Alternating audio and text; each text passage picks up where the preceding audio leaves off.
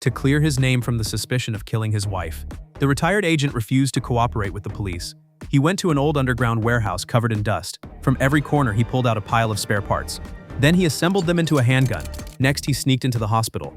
He rolled his wife's body out from the freezer, staring at her lifeless face. No one could tell what he was thinking. After pulling one strand of hair from her head, he pushed her body back inside. According to the GPS record in her car, he learned the last place she visited.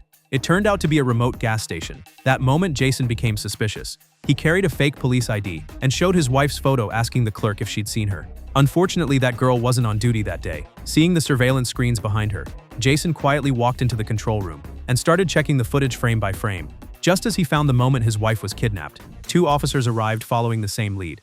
But when they showed their photo, the clerk impatiently said, "Didn't one of your guys just ask me the same thing?" The two officers immediately became alert and quietly approached the control room. Freeze! Mr. Mills, freeze! Step out, buddy. Step out. Jason knew exactly how dangerous his situation was. He had to figure out who the kidnapper was this time. After zooming in again and again, he finally made a key discovery. Soon after Jason was captured, the director at headquarters got the report. But when he heard his men caught Jason without firing a single shot, he knew everything was over. He acts like I've never done this before. He's just being Dotzler. No, you know what it is? He's a control freak.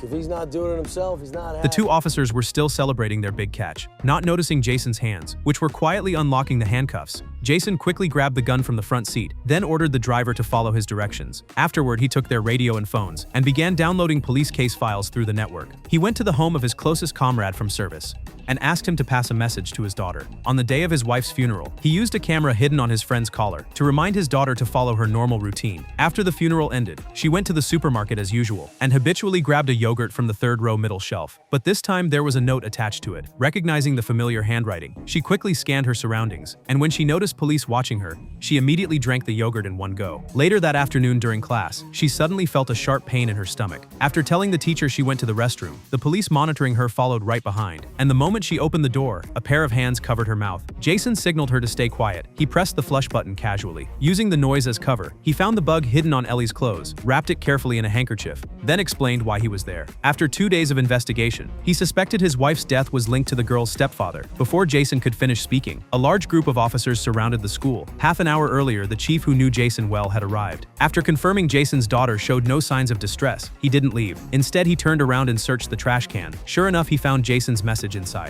But when they stormed into the restroom, there was only Ellie left in the stall. Excuse